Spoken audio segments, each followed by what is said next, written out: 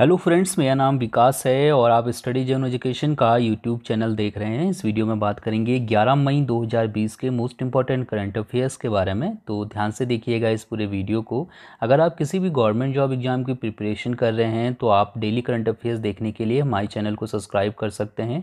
हम लोग रोज़ रात में 12 बजे दिन भर की करंट अफेयर्स डिस्कस करते हैं, जो आपके आने वाले सभी एग्जाम्स के लिए काफ़ी ज़्यादा बेनिफिशियल होगी। तो चलिए शुरुआत करते हैं आज का मोस्ट इंपॉर्टेंट करंट अफेयर्स अपने पहले क्वेश्चन के साथ। याद रखिएगा, इस वीडियो के लास्ट में आपसे एक क्वेश्चन पूछूंगा, उसका आंसर आपको कमेंट करके बताना होगा।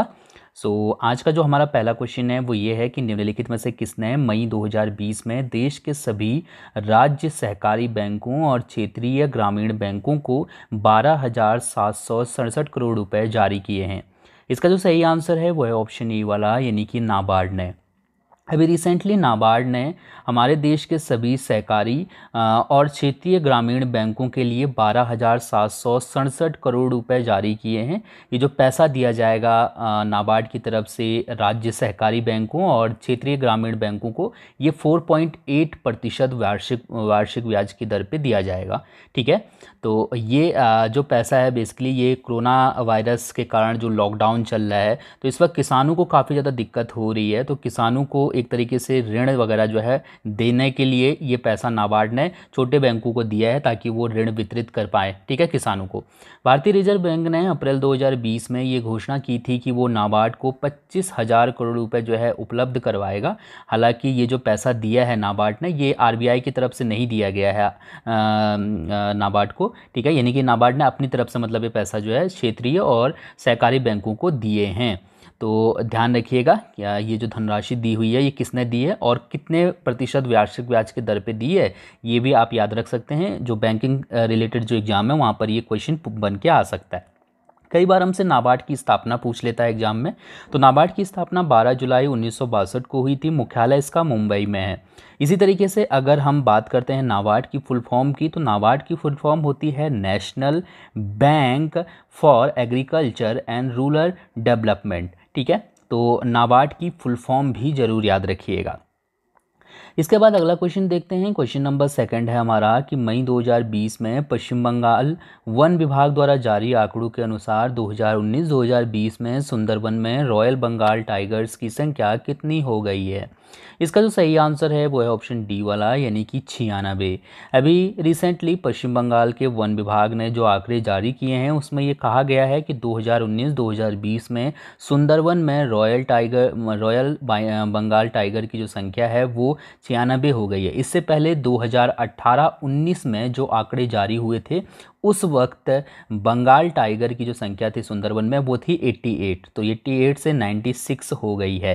ठीक है, और ये जो आंकड़े हैं ये नवंबर 2019 से जनवरी 2020 तक के बीच में जारी किए गए हैं। ठीक है, यानी कि नवंबर 2019 से जनवरी 2020 के बीच में कितने मतलब संख्या यहाँ पर बाघों की बढ़ी है, तो वो आप यहाँ पर से देख पा रहे होंगे। पहले 88 थे, अब जो है 96 हो गए हैं। ठीक है, क्वेश्चन नंबर 3 है हमारा कि मई 2020 में एशियन इंफ्रास्ट्रक्चर इन्वेस्टमेंट बैंक ने कोविड-19 से निपटने हेतु भारत को कितने मिलियन डॉलर का ऋण मंजूर किया है। इसका जो सही आंसर है वो है ऑप्शन डी वाला, यानी कि 500 मिलियन डॉलर का। अभी recently Asian infrastructure development investment bank ने भारत को कोविड-19 से निपटने के लिए 500 मिलियन डॉलर का ऋण प्रदान किया है। एशियन इंफ्रास्ट्रक्चर इन्वेस्टमेंट बैंक का मुख्यालय बीजिंग में स्थित है। तो 2 पॉइंट यहाँ से आपको याद रखने होंगे। याद रखिएगा, जो पॉइंट इंपॉर्टेंट है मैं वही चीज़ें आपको बताऊंगा, क्योंकि होता क्या है कि अगर हम डिटेल में पढ़ना चाहेंगे तो बहुत ज़्यादा डिटेल हो जाएगी, तो भी ज़्यादा आप लोग इंटरेस्ट नहीं दिखाते। वरना मेरा क्या है, मैं तो आपको एक एक घंटे की जो है करंट अफेयर से क्लास पढ़ा सकता हूँ, जैसे कि हम लोग पहले करते थे। पहले मेरी जो क्लासें रहती थी काफ़ी लंबी लंबी रहती थी, लेकिन मैंने उसको शॉर्ट जो है ड्यूरेशन किया। तो मैं आप लोगों से ये चाहता हूँ कि आप लोग मतलब ध्यान से जो चीज़ें मैं बताता हूँ उनको समझें, सुने, और जो कोई चीज़ अगर समझ में ना आती है तो आप कमेंट करके बेफिक्र होकर मुझसे पूछ सकते हैं, मैं आपके कन्फ्यूज़न को दूर कर दूँगा। ठीक है, क्वेश्चन नंबर 4 है कि मई 2020 में पेरिस स्थित अंतर्राष्ट्रीय ऊर्जा एजेंसी द्वारा जारी रिपोर्ट के अनुसार भारत में 40 दिनों के लॉकडाउन में देश की ऊर्जा मांग में कितने प्रतिशत की गिरावट आई है। इसका जो सही आंसर है वो है ऑप्शन डी वाला, यानी कि 30%। अभी रिसेंटली अंतर्राष्ट्रीय ऊर्जा एजेंसी ने एक रिपोर्ट जारी की है जिसमें ये कहा गया है कि लॉकडाउन के दरमियान पिछले 40 दिनों में भारत की जो ऊर्जा मांग है, ठीक है, उसमें 30% की गिरावट देखने को यहाँ पर मिली है। और यहाँ पर ये कहा गया है कि जो ईंधन है, यानी कि जो पेट्रोल है, डीजल है, जाहिर सी बात है कि पेट्रोल डीजल तो उनकी उसकी मांग ऑटोमेटिक कम हो जाएगी, क्योंकि जब निकलने की परमिशन नहीं है तो कहाँ से हम जो है हमको ज़रूरत होगी ईंधन की, ठीक है। लेकिन जो घरेलू गैस है उसकी मांग यहाँ पर बढ़ी है, ठीक है। तो 40 दिनों में ओवरऑल अगर देखा जाए, चाहे घरेलू गैस की बात करें, चाहे डीजल, पेट्रोल या फिर अन्य जो हमारे जो ऊर्जा रिलेटेड जो चीज़ें हैं उनकी बात करें, तो वहाँ पर जो है मतलब टोटल 30% की गिरावट देखने को मिली है जब से लॉकडाउन यहाँ पर चल शुरू हुआ है भारत में, ठीक है। अंतर्राष्ट्रीय ऊर्जा एजेंसी का मुख्यालय पेरिस में स्थित है और इसकी जो स्थापना हुई थी वो नवंबर 1974 में हुई थी। क्वेश्चन नंबर 5वां है कि भारत में इंटरनेट उपयोगकर्ताओं से संबंधित डिजिटल इन इंडिया रिपोर्ट मई 2020 में किसके द्वारा जारी किया गया है। अभी recently digital in India report जारी हुई है और ये जारी की है internet and mobile association of India ने, यानी कि ऑप्शन ई वाला यहाँ पर से बिल्कुल सही है। कुछ आंकड़े हैं जो आपको याद जरूर रखने होंगे, जैसे कि ऐसा पहली बार हुआ है कि जो ग्रामीण क्षेत्र हैं वहाँ पर इंटरनेट उपयोगकर्ताओं की संख्या शहरी क्षेत्रों के मतलब जो शहरी क्षेत्र में रहने वाले जो लोग हैं उनसे ज़्यादा जो है ग्रामीण क्षेत्रों में इंटरनेट का इस्तेमाल लोग करते हैं। तो अगर आपसे एग्जाम में क्वेश्चन ऐसे बन के आता है कि निम्नलिखित में से किन क्षेत्रों में इंटरनेट उपयोगकर्ताओं की संख्या अधिक है, तो आप याद रखिएगा ग्रामीण क्षेत्रों में, ठीक है। भारत की यहाँ पर मैं बात कर रहा हूँ। और ये जो आंकड़े हैं ये नवंबर 2019 तक मतलब जो है जारी किए गए, यानी कि जो आप ये जो चीज़ें मैं बता रहा हूँ ये नवंबर 2019 तक के आंकड़े के हिसाब से मैं आपको बता रहा हूँ, जिसमें ये बताया गया था कि ग्रामीण क्षेत्रों में 227 मिलियन जो है सक्रिय इंटरनेट उपयोगकर्ता हैं, जबकि अगर हम शहरी क्षेत्रों की बात करें तो 205 मिलियन जो है यहाँ पर मतलब जो है इंटरनेट उपयोगकर्ता हैं, जो कि शहरी क्षेत्रों को मतलब ग्रामीण क्षेत्रों की तुलना में जो शहरी क्षेत्र में मतलब जो उपयोग करता है, या फिर सीधे से कहूँ कि जो ग्रामीण क्षेत्र में जो इंटरनेट उपयोग करता है वो शहरी क्षेत्रों के मुकाबले 10% अधिक हैं, ठीक है। तो ग्रामीण क्षेत्रों के लोग जो है ज़्यादा इंटरनेट का इस्तेमाल करते हैं, ऐसा नवंबर 2019 तक की रिपोर्ट हमें यहाँ पर से बता रही है, ठीक है। इस रिपोर्ट में ये कहा गया है कि नवंबर 2019 तक अगर हम ओवरऑल सबको मिला देते हैं, जो सक्रिय हैं, जो सक्रिय नहीं भी हैं, ठीक है, यानी कि जो रेगुलर इंटरनेट का इस्तेमाल करते हैं और जो नहीं करते हैं, अगर टोटल मिला दिया जाए तो टोटल 504 मिलियन जो है यहाँ पर बेसिकली हमारे जो सक्रिय इंटरनेट उपयोग करते हैं वो यहाँ पर आ जाते हैं, ठीक है। इंटरनेट उपयोगकर्ता आप कर लीजिए इसको, ठीक है। 504 मिलियन लोग जो है इंटरनेट उपयोगकर्ता भारत में हैं नवंबर 2019 तक।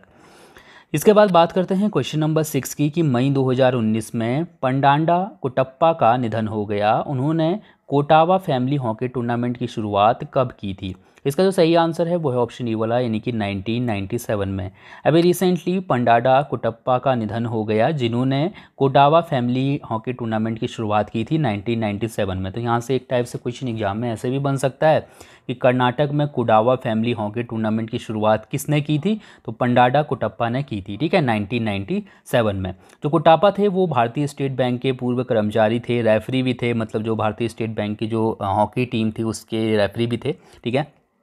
तो इन्होंने कोटावा फैमिली हॉकी टूर्नामेंट की शुरुआत की थी, जो कि अप्रैल और मई में जो है आयोजित की जाती है ये टूर्नामेंट। तो इसमें बहुत से परिवार हिस्सा लेते हैं, करीब 250 परिवार जो है अपनी अपनी टीमों को यहाँ पर भेजते हैं। तो एक फैमिली टूर्नामेंट होता है जिसमें मतलब अलग अलग फैमिली के जो महिला और पुरुष दोनों इसमें जो है हिस्सा लेते हैं, ठीक है।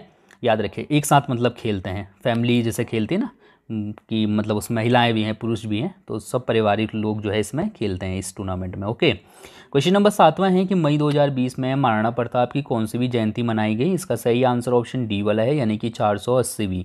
अभी रिसेंटली महाराणा प्रताप की 480वीं जयंती हमने मनाई है। महाराणा प्रताप का जन्म 9 मई 1540 को हुआ था। वे मेवाड़ राज्य के 13वें शासक थे। और कई बार हमसे हल्दी घाटी युद्ध के बारे में क्वेश्चन पूछा जाता है, तो ये पॉइंट मैंने आपके लिए लिखा है। 1576 में जो है हल्दी घाटी का युद्ध हुआ था। ये महाराणा प्रताप और अकबर की सेना के बीच में हुआ था, जिसमें से अकबर की तरफ से मानसिंह ने लड़ा था, ठीक है। तो ये चीज़ आप यहाँ से याद रखिएगा, हल्दी घाटी का ऐतिहासिक युद्ध जो है 1576 में लड़ा गया था। इसके बाद क्वेश्चन नंबर 8वां है हमारा कि मई 2020 में किस राज्य ने हृदय को हानि पहुंचाने वाले 11 ब्रांड के पान मसाले पर 12 महीने के लिए पूर्णतः प्रतिबंध लगा दिया है। इसका जो सही आंसर है वो है ऑप्शन सी वाला, यानी कि झारखंड। अभी रिसेंटली झारखंड सरकार ने 11 ब्रांड के पान मसाले पर 12 महीने के लिए पूर्णतः प्रतिबंध लगा दिया। इन पान मसालों में कई बड़े बड़े ब्रांड है, जैसे कि बिमल पान मसाला है, रजनीगंधा है। तो इसमें से मतलब टोटल 11 ब्रांड हैं जो इसने चुने हैं जिन पर पूर्णतः यहाँ पर प्रतिबंध लगा दिया जाएगा। और याद रखिएगा कि झारखंड जो है वो महाराष्ट्र और बिहार के बाद ऐसा करने वाला तीसरा राज्य है जिसने आपने यहाँ पर पान मसाले पर पूर्णतः प्रतिबंध लगा दिया हो। ठीक है, झारखंड की राजधानी रांची है, जिले यहाँ पर 24 हैं, मुख्यमंत्री हेमंत सोरेन हैं और राज्यपाल द्रौपदी मुर्मू हैं। इसके बाद हम लोग बात करेंगे क्वेश्चन नंबर 9 की कि मई 2020 में WHO और संयुक्त राष्ट्र की डाक एजेंसी ने चेचक के उन्मूलन की कौन-सी वर्षगांठ पर एक स्मारक डाक टिकट जारी किया है। इसका सही आंसर ऑप्शन सी वाला है, यानी कि 40वीं। अभी रिसेंटली WHO और संयुक्त राष्ट्र की डाक एजेंसी ने चेचक के उन्मूलन की 40वीं वर्षगांठ पर एक स्मारक डाक टिकट जारी किया है। मई 1980 में 33वें विश्व स्वास्थ्य सभा में आधिकारिक तौर पे ये घोषणा की गई थी कि विश्व के जो सभी लोग हैं वो चेचक से मुक्ति हो गए हैं, मुक्त मतलब हो गए हैं। ठीक है, तो इस बार जो है मतलब इसने 40वीं वर्षगांठ जो है मतलब हमने 40 साल हो गए हमने चेचक को मात दे दी है। ठीक है, तो याद रखिएगा 1980 में ये घोषणा की गई थी कि चेचक से मुक्ति पा ली है विश्व के सभी लोगों ने। क्वेश्चन नंबर 10वां है हमारा कि तमिलनाडु सरकार ने मई 2020 में किसकी अध्यक्षता में लॉकडाउन अवधि के बाद राजकोषीय चुनौतियों से निपटने हेतु सरकार को सलाह देने के लिए एक उच्च स्तरीय समिति का गठन किया है। इसका जो सही आंसर है वो है ऑप्शन डी वाला, यानी कि सी रंगराजन। सी रंगराजन पूर्व गवर्नर हैं